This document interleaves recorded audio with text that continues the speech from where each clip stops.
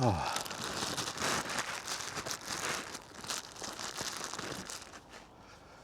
Well, new week, new walkie talkie, and it's, yeah, that cold snap's definitely arrived. My gloves on for this. These are not the, I can't find my bloody cycling gloves, so I had to use these. Look like I'm about to slap somebody around the face in an interrogation room.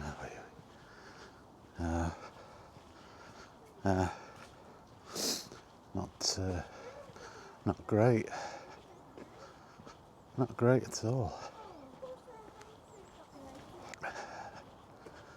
First bit of editing. It's a good start, isn't it? Anyway.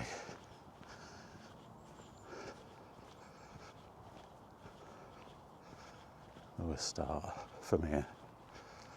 We'll start again here. So, new week, new walkie-talkie. It's really cold, so I'm wearing gloves because when you're holding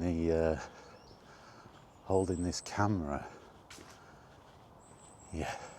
up like this, your hands get really cold, and that's been before this bit of a cold snap has come in. So it's actually been frosty this morning when I woke up. So, yeah.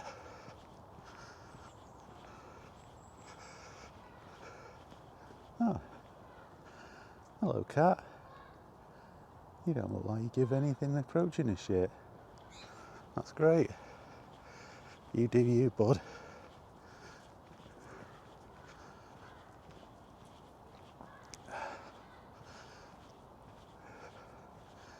So this walkie-talkie, I was going to talk about, well, I'll tell you what I've been playing. I mentioned it in the previous video. I've been playing No Man's Sky. Really been getting quite into that. Now, I actually got it back when it first come out on the PlayStation 4, and I must admit, when I played it, it was very bare bones, and I wasn't really that taken with it. I could see there was a bit of potential for a great game there, but it was just buried beneath a big mass of nothing. You know, there wasn't really a huge amount of content. And I remember at the time there was a bit of controversy trying to pick my way through the horrible bit. Yeah, there was a fair amount of controversy at the time that centred around content that had been promised and wasn't delivered upon. Now, the development of the game was quite fraught. I mean, it was an indie studio and it was an indie game, and it sort of got boosted out of proportion really by Sony when they were unveiling the PS4. I remember looking at it at the time and thinking, that's the game for me. You know, it just looked incredible. It looked like one of my favourite games from many years ago called Elite. It looked like that on steroids. And I was like, oh yeah, I'm all over this. Now, during the development, Hello Games had a few problems. If memory serves, I think their offices were pretty much wiped out in a flood or severely damaged. And the development of the game was sort of a bit fraught because of that. when the game did come out, it was missing quite a lot of the features that had been promised, and so it got a lot of stick, and Hello Games got a lot of stick. Ultimately, what's this squirrel gonna do? You go up that tree, buddy. Not on me head. Yeah, ultimately they got a lot of stick. And rightfully so. Yeah, the game wasn't finished. And it was in a bad state.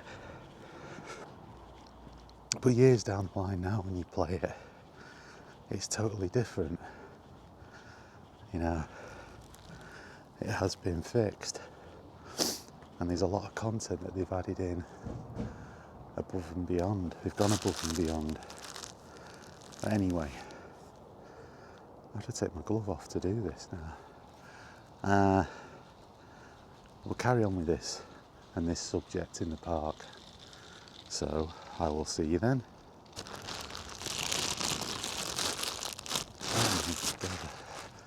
The bloody plastic bag was stuck on my thumb then. I keep like my camera in it when I'm not using it. I do have a proper case, but to get the camera in the case you have to separate it. It's just too much of a faff. You have to separate it from the stick and everything, and yeah, I'd have to put it down. It's good for like transporting it, but not for when you're out and about. I could do with a little like pouch for it for that. Anyway, it is really nice. Cold as hell, but a really nice morning. Lovely clear sky. Blinded you all there with a bit of currant bun. But yeah. So, what am I talking about with Hello Games? Well, and No Man's Sky. Well, it's not just them. It actually goes out beyond them to the rest of the sort of games industry. But it's this thing that you see a lot these days where a game is released and I guess you could say it's part of the live service system, if that's the right word. But updates are then regularly made to the game to add content or to improve the game. In the case of No Man's Sky, this has actually been going on pretty consistently now for the last 9 years. So it's quite remarkable when you think about how that game has continued to have improvements made to it. There's a magpie, boys. And none of it's been chargeable. They're not charged for any of it. And the game is radically different in a great many respects now than from when it was released. And that's remarkable when you think about it. I mean, how a Hello Game's still in business?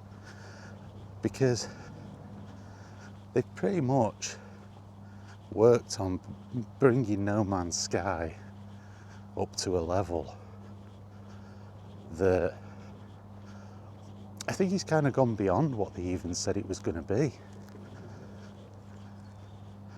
It's even, it's gone way beyond that with the content. And you do think about it and go, hang on, how the hell? And because they've not charged for any of it, how are they still going? How are they still in business?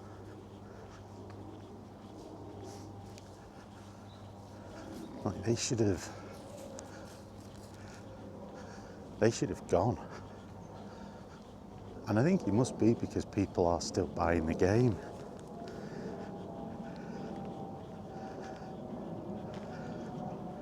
Now that's, to me, the best example and the best instance of this. But unfortunately, there is another example, and that's games that have content withheld purposely, or they're released very early before they're ready, and then the content to flesh out the game, to bring it to what I would say would be acceptable for a full-priced release, that content you end up having to pay. Now, I don't agree with that at all. I don't agree with that at all.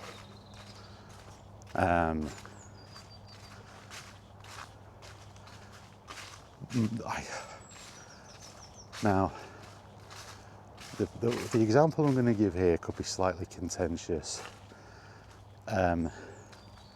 especially when it comes to the people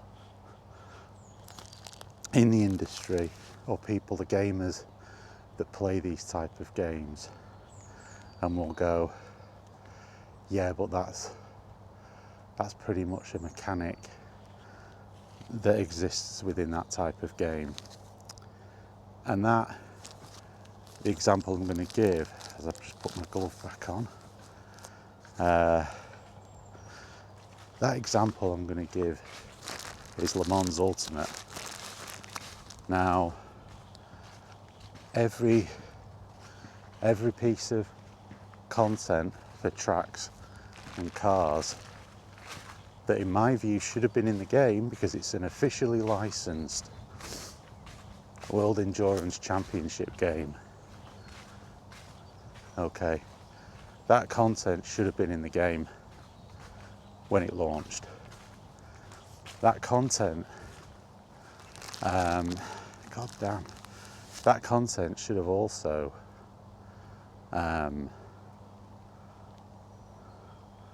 that content should also have been for free. It should have been a free update. Now, the reason why that could be a bit contentious is because the game didn't launch at £70. It launched cheaper. But if you buy there's 2 or 3 season passes, whatever. If you buy them, that takes you way beyond a full price game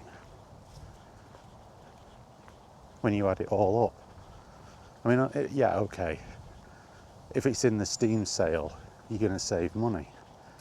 However, that is not how you base the value of the game if it just so happens to be on some kind of promotion. The value of the game is what it costs when you buy it, paying it for full price for everything. And that is way, way beyond the price of what it should be. If you compare it to the F1 game, again, that's a full price release. But that was one payment. The additional content for that game, it wasn't circuits from the championship. You didn't get that F1 game and it not have Silverstone, it not have Spa, it not have Monaco, it not have Catalonia. It didn't hold that content and then make you pay for it as part of a season pass. Its additional content was additional content. You could play through an entire F1 season for 2025 without spending any more money than your initial outlay, the initial price.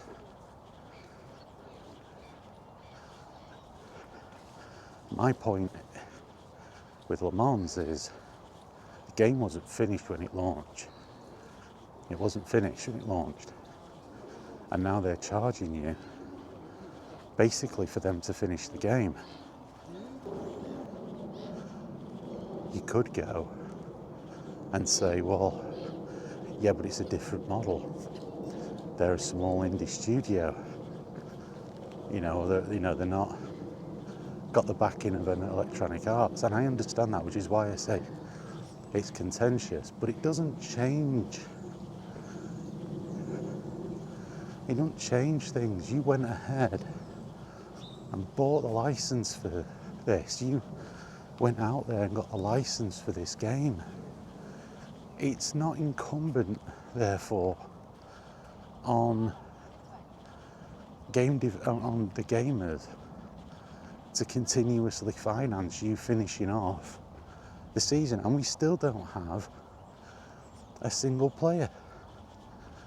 We still don't have a proper single player season. It's just one-off races, standalone one-off races, and it's a shame because it's a really good game. It plays really well. I like it a lot.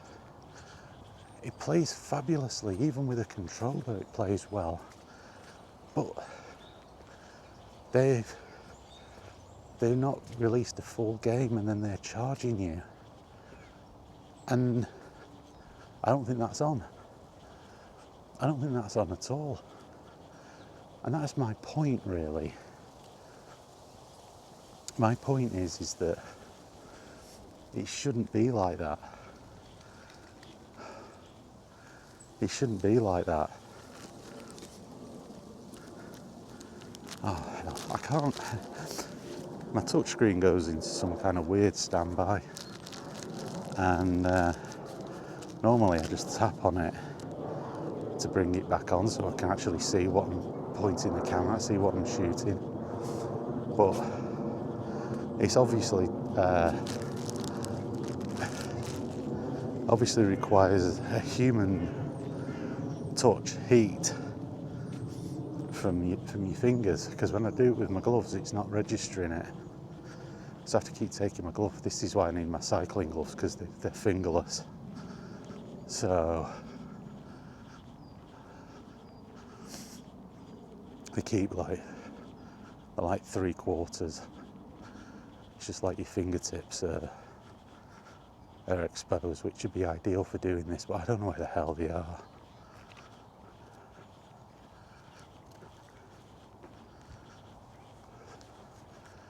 So yeah, so really it's kind of like Crow. It's kind of the both ends of the different ends of the bloody hell, both ends of the scale, both ends of the spectrum with it.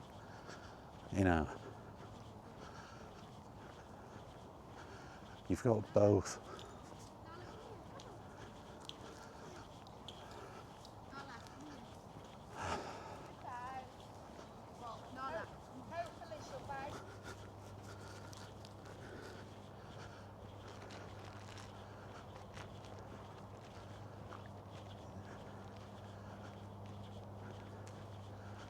So yeah, you've got them two sort of factions, the two opposite ends of the scale. If you don't have the resources to make a full game, then you shouldn't make a full game. You shouldn't be doing it.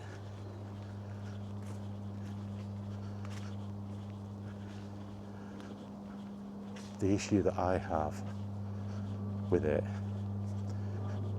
is that, having invested in this Le Mans game, having actually invested in that, my thing now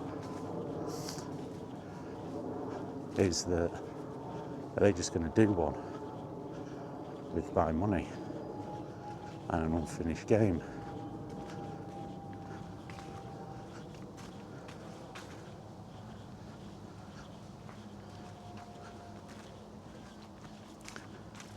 Because if so, that'll be it. I've tried to support them because they are a small studio and I do enjoy the game.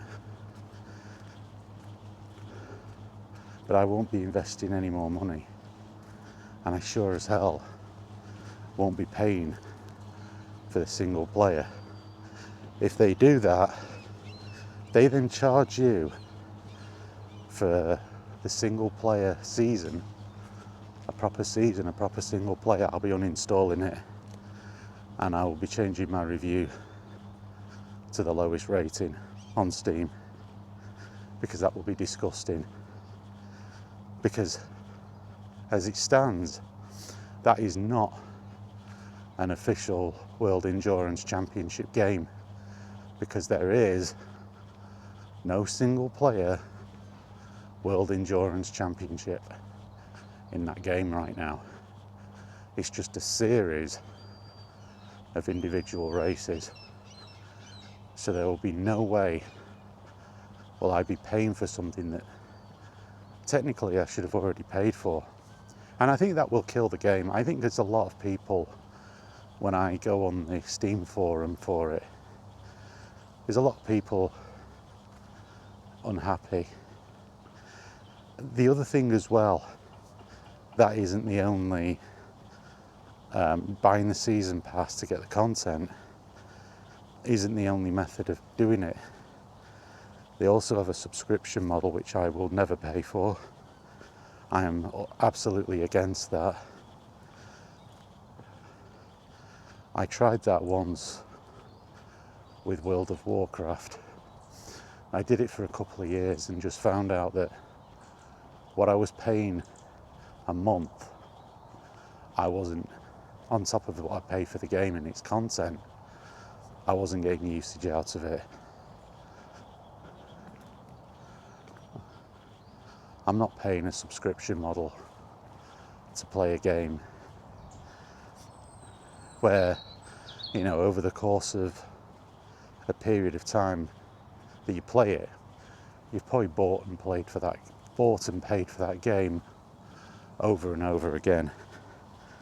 No, there's no way I'm doing that. I learnt my lesson, and that's it.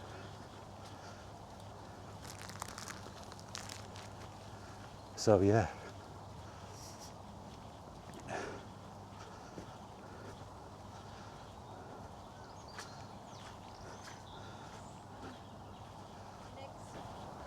not a chance.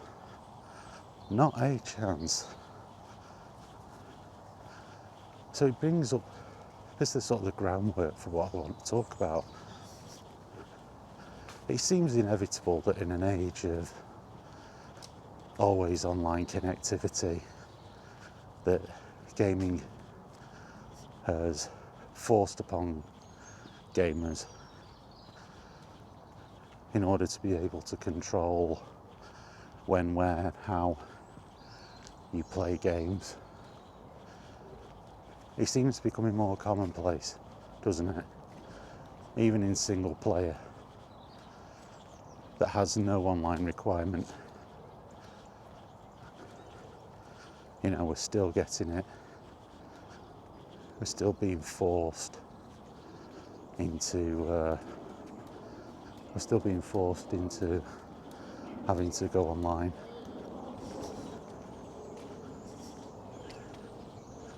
You know, we are being forced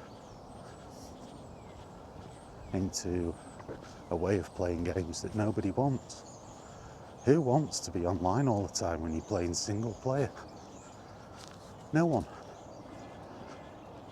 It's intrusive, it's nonsensical, it's a pain in the arse. You know, when your games you can't play because the publisher side servers are down. It's all spokes in a wheel, and a wheel that used to turn efficiently, and then wheel that used to work, and now they've ruined it. You know, they've screwed it all up.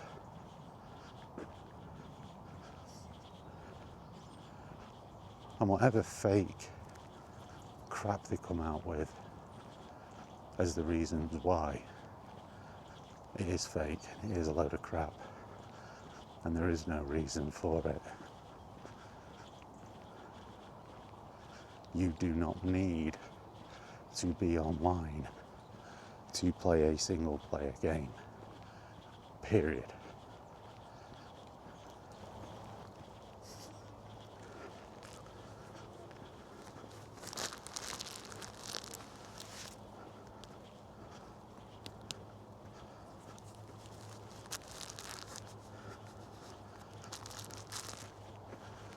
So yeah, what are the options? What are the answers? Well, you can just not do that. Finish the game and then release it. And if you're going to do it early and people have already stumped up money for it, don't charge them. Go down the Hello Games route, because they've survived. So there's no excuse. And if you've created a game and you've paid a license for it that's put you in the hole, then you shouldn't have done it in the first place. Make other games that aren't licensed, make them good, sell them games, build up some cash, and then go do your licensed game. Codemasters didn't do licensed Formula One games as a first or second project.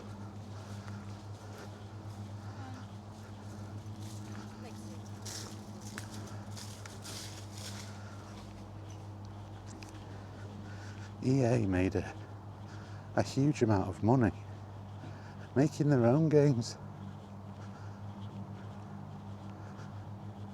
back in the day,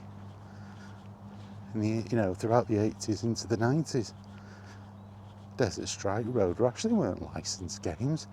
Road Rash didn't have real motorbikes. They had, unbranded names that were approximations to the real world thing, but not the real thing. No one cared. No one cared that it wasn't a Kawasaki, it was a Katana. No one cared.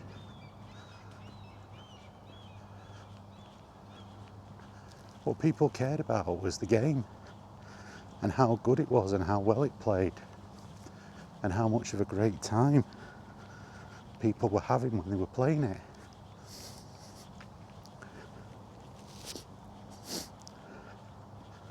That's what mattered.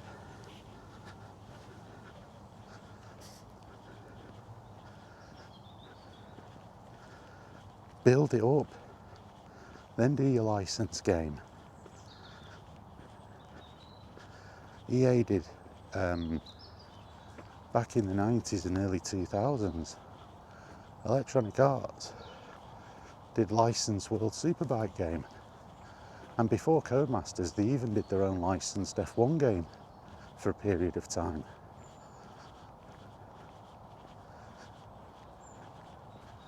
It's not on to get a license to make something and then release it piecemeal and keep charging people for it because you didn't really have the money in the first place.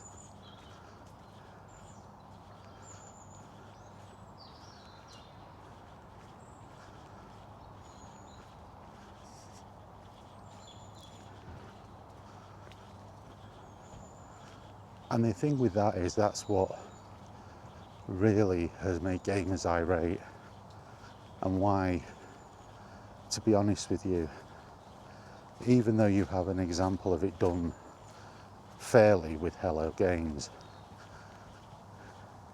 when it's done unfairly, and I'm using the Le Mans Ultimate game as an example, and that's my personal view. I think it's a bit unfair and I think it's out of order. And I have the game. I did buy the season pass because I didn't think I would have to keep. I thought that would be it. You know, more for me. But I'm using those as an example because that's what I have. So I can speak from the experience of ownership. I don't need to speculate. I'm like, yeah, I have them games, so I can talk about them games.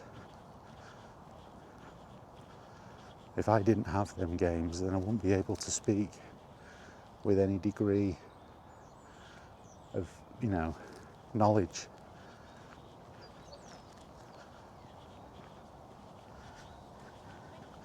There is going to come a point where, when we're already seeing it, gamers are not buying games on release anymore. They're waiting.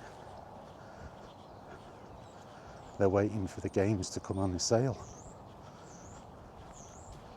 Or they're waiting a few months until it's been patched and finished. And that's harming these companies, but they keep insisting on doing it, then blaming gamers for it. And that's wrong. Another example again of blaming the customer, blaming your client base for decisions that you make. You made the decision to release the game in a broken and unfinished state. You released the game with content missing that was promised. Don't blame the gamers for rejecting it. Blame yourselves.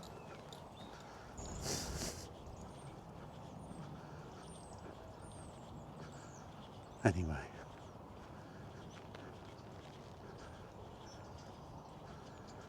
they're just my thoughts.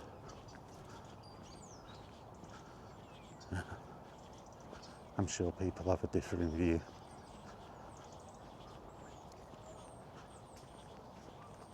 Just briefly, I did get a comment on my video about, sort of becoming a bit jaded and, sort of losing motivation to play games. He said, how can you lose motivation to play games? It's actually relatively normal.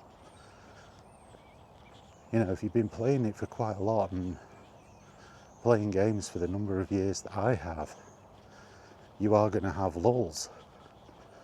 You are going to have moments where, you just lose a bit of interest. That's just normal. Everybody goes through it.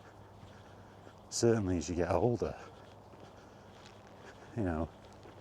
Life does throw other challenges at you that you need to take care of. And if games are cumbersome and, not exactly finished products, yeah, believe it or not, you can become demotivated to play them if they become a chore, because you've got other things that are a chore. You've got real world things that are a chore, that are a problem.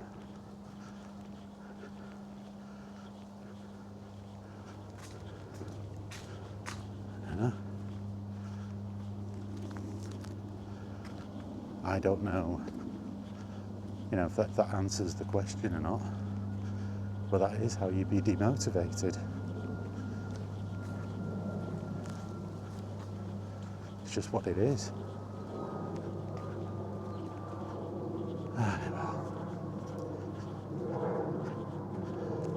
I hope that sort of explains it a little bit, but I've had a lot of other things that I have to tend with that require,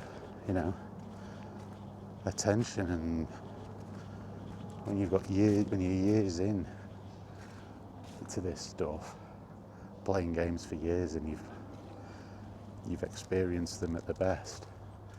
You've experienced them at their peak, which they're certainly not at the moment.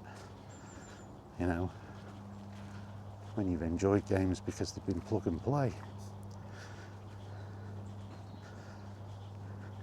You know, you just stick the cartridge in or the disc in, or the, well, maybe it's not so much the cassette. Back in the days of the C64, that was a very cumbersome delivery method, but, you know, that also had a cartridge and it also had a, you know, floppy disk, which was a lot better. When you've experienced that, and you compare it to the absolute nightmare scenario of the cumbersome means with which you play games today, where you're having to, you know, juggle space on a hard drive, which is now on everything, be it PC or console, you know, even when you buy additional storage, you know, and then you have to pick what games you're going to install and uninstall other games from your library. It becomes a chore sometimes, and it demotivates you. It's like, I just want to play this game, but it's not installed. Oh, right, okay. Now I've got to sit and wait for it to install. Then I've got to sit and wait for it to download files it needs to run the game that aren't on the disc. Then you got to wait for it to download the update to fix the game. And in the past, when I was measuring how long it took me to get into a game in seconds, you're now talking about hours, if that game hasn't already been installed on your console hard drive or your SSD, whatever, doesn't matter.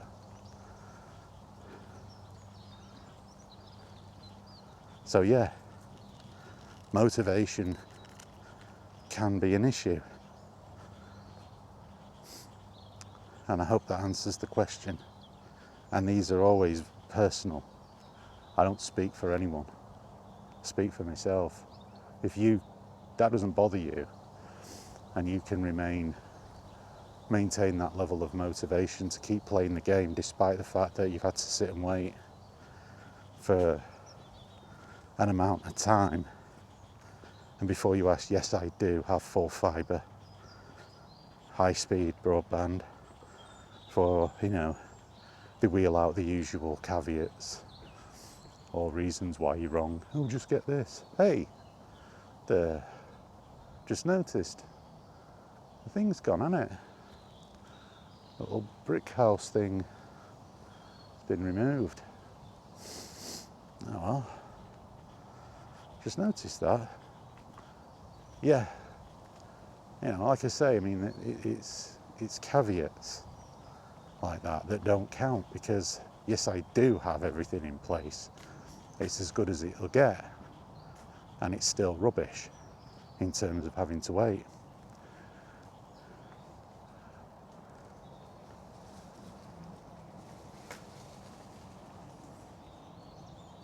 You know, that's the point that I'm making, and that was the point I was making. And when at the end of it, you've got a game that's not exactly setting the world on fire when you've waited all that time. Yeah. So whoever made the comment, I can't remember the person now. If you do see this video, I hope that answers your question.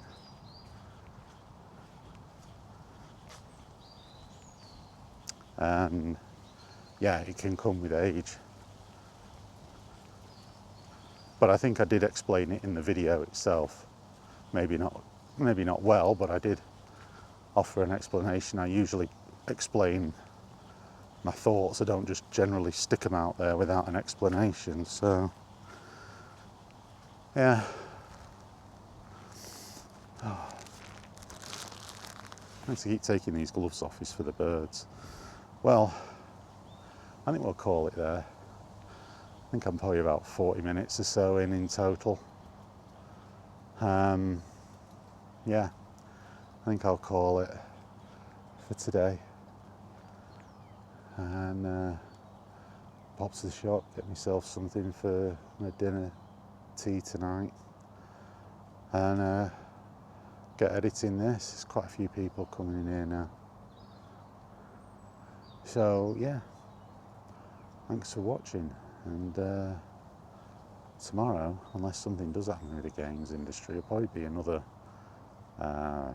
random subject, maybe a film, talk about film or something. But yeah, cheers for watching.